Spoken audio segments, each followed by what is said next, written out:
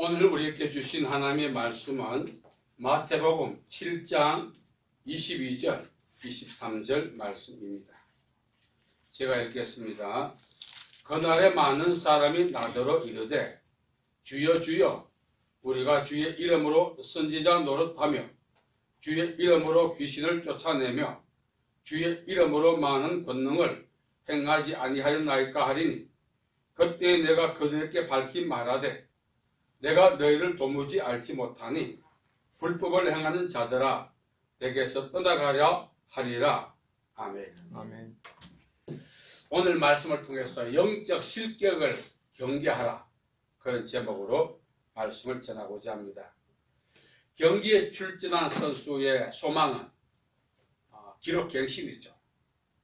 이 기록을 갱신하고 나면은 상은 의뢰 받을 것이고 또 그 선수가 기록한 갱신은 세상이 당하는 날까지 또한 그 기록 갱신을 또 초월한 자가 있을 때까지 보존되고 또 기록될 것입니다. 자, 그러나 어떻습니까? 신기록을 수립하고도 상은 고사하고 그 기록한 갱신도 인정받지 못하고 심지어 선수 자격까지 박탈당하는 영구제명의 그런 아픔을 치료해야 할 상황이 있습니다. 그러한 상황은 바로 실격당했기 때문에 그렇습니다. 실격은 두 가지입니다. 첫째, 요즘 이제 선수들이 단시간에 근육을 자극하는, 그래서 자기가 원하는 종목에서 우수의 성적을 발휘하기 위해서 금지 약물을 복용합니다. 이 도핑 테스트에서 발각되면 실격 처리당하고 상은 반납해야 하고 기록한 갱신은 삭제당하고 선수 자격까지 박탈당합니다. 자, 중요한 것은 약물 복용하지 않았는데도 실격당한 경우가 있죠. 그것은 바로 경기 규칙을 준수하지 않았기 때문에 그렇습니다. 경기 규칙을 준수하지 않고 임의로 경기를 치른다면 그가 갱신한 기록은 역시 인정받지 못합니다. 상도 받지 못합니다. 선수의 입장에서는 약물을 복용한 것이 효과적인지 모르겠지만 그 후유증이 얼마나 큽니까? 기록 갱신 삭제당하지, 상을 반납해야 되지, 심지어 선수의 자격까지 박탈당하기 때문에 약물을 복용하는 사람은 이제 사라지고 없습니다. 그런데 간혹 규칙을 위반한 선수는 나타납니다. 디모데후서 2장 5절에 보면 경기하는 자가 법대로 경기하지 아니하면 승리자의 관을 받지 못합니다. 최선을 다하는 것도 중요하지만 규칙을 준수해야 한다는 것입니다. 기록 갱신도 중요하지만 규칙을 준수해야 한다는 것입니다. 오랜 시간 준비했어요. 그리고 각오 결심하고 출전했습니다. 많은 사람의 뜨거운 박수를 받는 지구촌 유일의 기록을 갱신했습니다. 그러나 이제 정밀한 조사를 통해서 규칙을 위반한 사실이 발견되면 실격당합니다. 선수들이 이제 경기 임하기 전에 소감을 물어보면 반드시 메달을 따겠다 장담하지 않습니다. 이번 경기에는 최선을 다하겠습니다, 그렇게 말하죠. 최선을 다한다는 것은 경기 규칙도 준수하겠다는 사실을 함축하고 있습니다. 최선은 무조건 힘만 내는 것이 아닙니다. 메달을 향하여 행진하는 것만이 아닙니다. 규칙을 준수하는 것이 최선을 다하는 또 하나의 방법입니다. 선수들이 이제 실격당하고 나중에 이제 메달도 반납하고 영구 제명당하면 너무 과한 것이 아닌가? 단 한 번의 실격이 선수에게 사형선고를 내리는 이 징계는 가혹하다고 항변할 수 있지만 그 역시 법을 집행하는 하나의 과정에서 나타난 현상입니다. 만일 법을 준수했다면, 그리고 최선을 다했다면, 그리고 기록을 경신했다면 당연히 상을 받는 거죠. 그의 기록은 지구촌 전체가 기억하고 또한 주최 측에서는 그 기록을 영구히 보존할 것입니다. 경기에 임한 선수들만이 법칙을 준수하는 것이 아닙니다. 우리 역시 법칙을 준수하며 살아야 합니다. 대한민국 국민이 되는 법률 요건은 법률로 정하죠. 속인주의, 속지주의, 기화 여러 가지 있습니다. 더 중요한 것은 법을 준수해야 한다는 것입니다. 경찰에 잡혀 조사를 받고 검찰에 불려가 조사를 받고 재판을 통하여 감옥에 가고 이런 과정을 거치는 사람들은 평소에 법을 간과하고 준수하지 않기 때문에 그렇습니다. 법을 준수한다는 사실이 얼마나 중요한가를 우리는 기억해야 되는 것입니다. 자, 그렇다면 영적인 법도 준수하지 않으면 그의 범가는 그런 징계와 형벌을 받습니다. 오늘 말씀에 보면 예수님께서 마지막 날 수많은 사람들 주여 주여 이 말은 땅에 살아있는 날 동안 예수님과 관계를 맺고 살았음을 의미합니다. 거기다가 플러스 우리가 주의 이름으로 귀신을 쫓아내고 선지자 노릇하고 주의 이름으로 권능을 행하고 어쩌면은 예수님께서 특별 관리했다고 해도 과언이 아닌 사람들이 예수님 앞에 왔습니다. 그때 예수님께서 그들을 향하여 말했습니다. 내가 너희를 도무지 알지 못한다. 충격적 사건이죠. 이 말은 실격당했다는 것입니다. 저도 간혹 생각합니다. 임종전에 만일 지켜보는 사람이 있으면 천국서 만나자고 했는데 실제로 눈 떠보니 아닐 수 있다는 사실이 그 상황이 전개된다면 어떻게 할 것인가? 오늘 말씀이 이야기합니다. 세상에서도 법을 준수하지 않으면 실격당하듯이 영적인 세계에서도 법을 준수하지 않으면 반드시 실격당할 날이 온다는 사실이죠. 세상에서 실격당하면 어떻게 합니까? 구제 신청하죠. 재판하죠. 그래서 그 실격이 약화될 수 있고 징계가 무효화될 수 있습니다. 사실 우리가 실격당하고 나면 구제 신청을 하게 되어 있어요. 법률적으로도 마찬가지입니다. 억울하다 생각하면 항소하죠. 그러면은 정상 참작을 받을 수 있습니다. 그러나 영적 세계에서 실격은 정상 참작도 없죠. 구제 가능성도 없습니다. 내가 너희를 도무지 알지 못한데 그 한마디 자체가 실격이고 심판입니다. 나의 미래는 어떻게 될 것인가? 우리가 장담하기가 뭐합니다.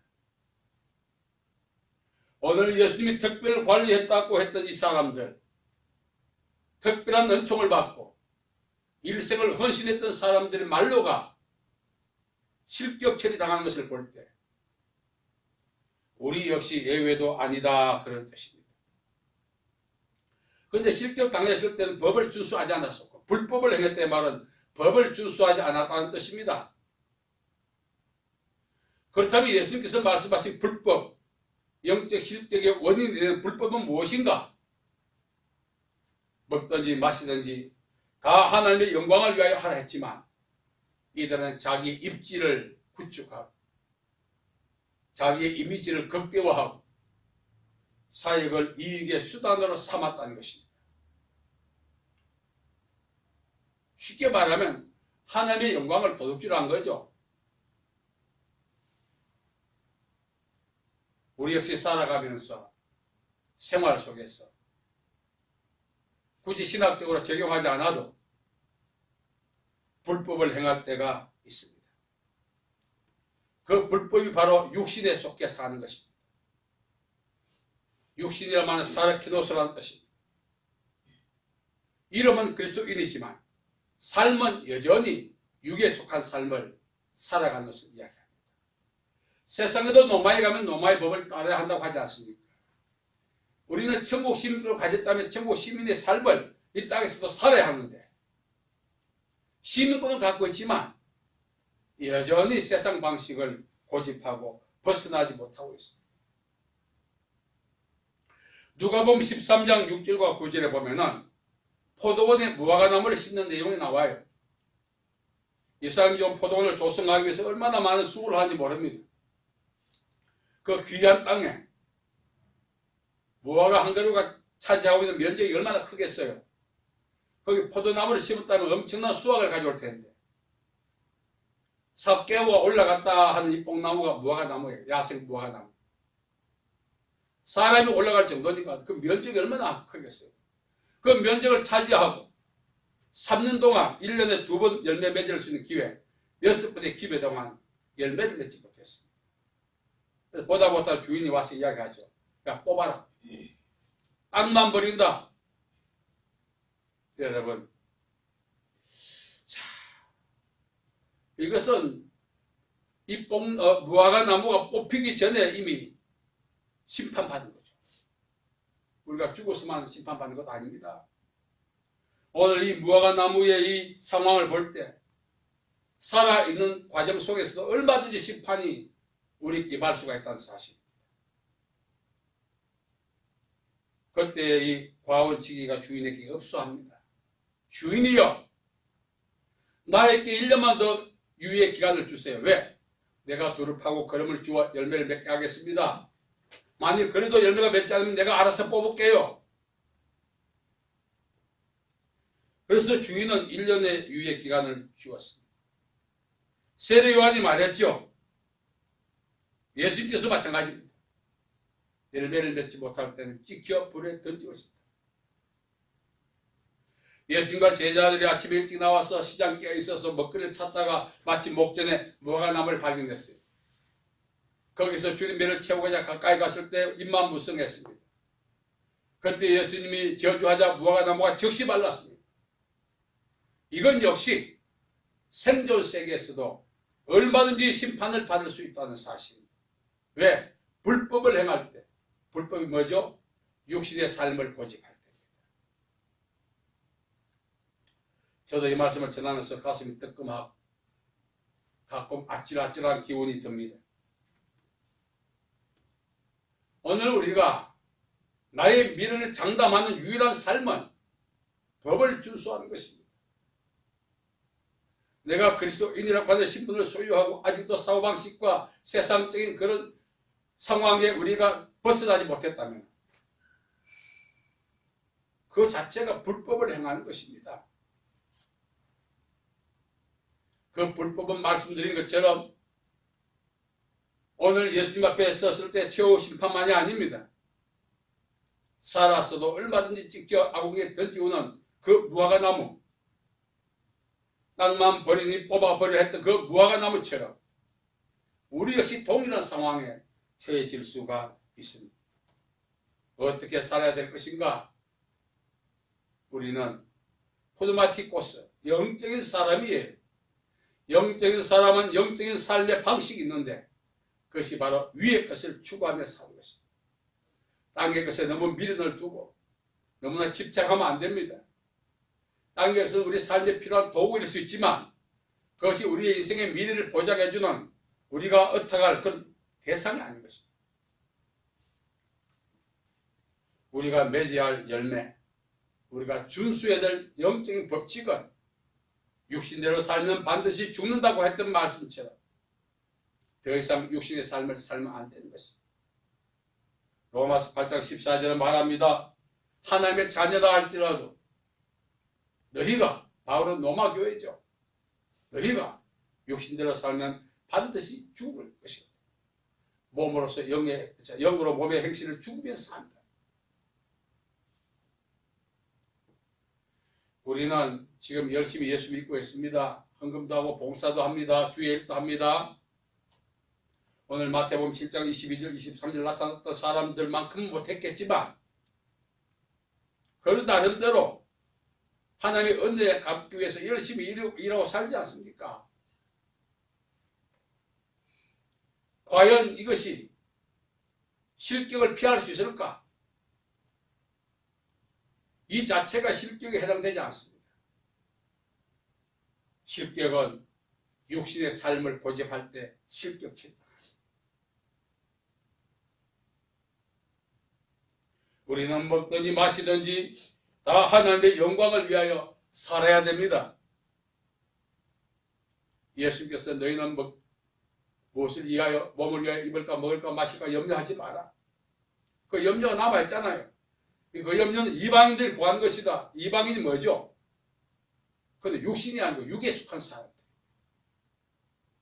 여러분, 정말 우리가 실격 처리 안 당하려면 땅에서 실격 처리는 얼마든지 많이 할 수 있는 기회가 와요. 얼마든지 구제받을 수 있어요. 얼마든지 정상 참작 받을 수 있습니다.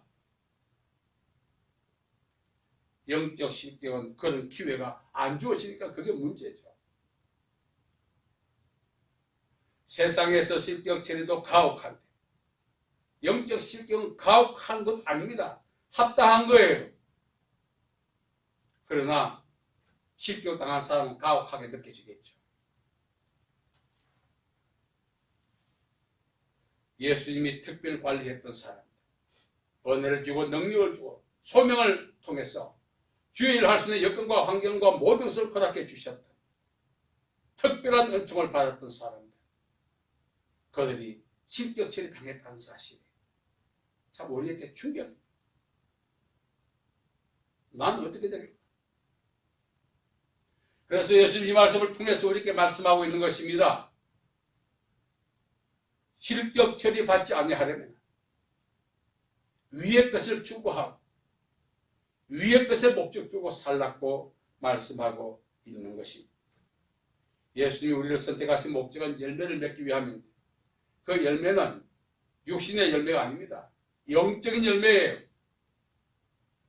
그 열매가 있어야 현재도 보존받고 하나님 앞에 섰을 때 심판대 앞에서 실격당하지 않는다는 사실을 우리에게 말씀하고 있습니다. 이 말씀이 오래전부터 가슴을 쳤습니다. 이걸 어떻게 표현할까 고민하다가 보니 실격이라는 단어가 적합하겠다는 감동이 왔습니다. 여러분, 앞서 말씀드린 것처럼 세계 제1의 선수 칼 루이스라고 하는 선수가 있었습니다. 100m를 10초를 안에 돌파했던 최초의 선수죠. 그가 약물 복용으로 덜통이 났죠. 메달 반납하고 기록 삭제당하고 그 당시 지도자의 길을 걷고 있었는데 거기서 퇴출당하고 나중에 폐인이 되었다는 소식을 들었습니다. 버려지는 거죠. 가시적 세계에서 실격도 인생을 그렇게 비참하게 만드는데 영적인 세계인 하나님의 심판대 앞에 섰을 때는 말로 다 할 수 없는 것입니다. 예수님은 오늘 우리에게 고민하고 계십니다. 너희들 주의해야 된다. 사실 여기 보면 여기 나오는 사람들 비하면 우리는 깜냥이 안 되죠. 얼마나 많은 일을 했습니까? 하나님의 영광을 위해서. 어쩌면 일찍이 소명받고 일생을 사력을 다했을 수도 있어요. 그런데 결과가 왜 그랬을까요? 불법을 행했기 때문에. 하나님을 위해서 일하지 않고 자기를 위해서 일했기 때문에. 오늘 한국 교회에 여러 가지 일어나는 현상들을 보면서 소명받고 열심히 일했던 사람들이 은퇴하면서 일생을 자기가 일한 것이 하나님을 위해서 일한 것이 아니라 자기와 가족을 위해서 일했다는 사실을 눈으로 우리에게 볼 수 있도록 보여주고 있지 않습니까?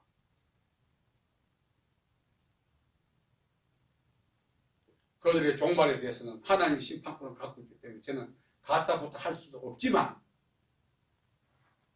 그 사실을 통해서 수많은 사람이 실족하고 하나님의 영광이 가리지 않습니까? 이게 육신의 열매 아닙니까?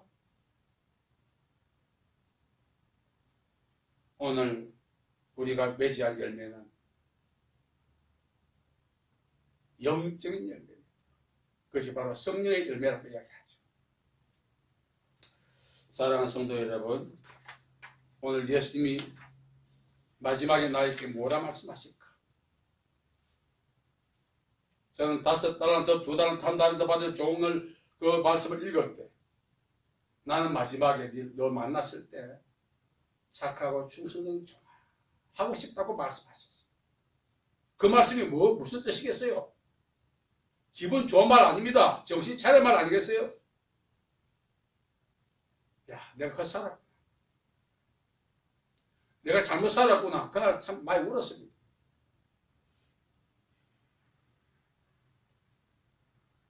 만일 그 말씀을 듣지 않고 외골수로 막 나갔다 하면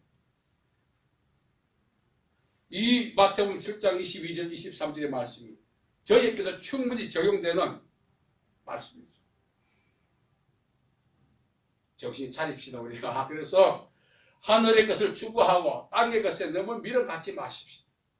수고하고 노력한다고 내 것 되는 건 아닙니다. 하늘의 것을 추구하면서 하나님의 영광을 위한 우리의 남은 삶이 되도록 우리를 희생시켜 간다면 그 희생은 정말 가치가 있는 것입니다. 그런 가치 있는 삶을 통해서 후일 하나님 앞에 섰을 때 영적 실격을 넉넉히 피해가고 사랑받고 칭찬받는 우리 모두 되기를 간절히 소망합니다. 살아계신 아버지 하나님, 은혜와 자비와 사랑을 감사합니다. 정말 주를 위해 일생을 헌신하지만 영적 실격 당할 수 있다는 사실을 기억하고 이제라도 우리가 겸손하게 주님 앞에 살기를 원하오니 은혜를 더하여 주시옵소서. 주님 앞에 섰을 때 잘하였도다 착하고 충성된 종아, 그 인정을 우리 모두가 받기를 원하오니 주님 함께하여 주시옵소서. 예수님의 이름으로 기도하옵나이다. 아멘.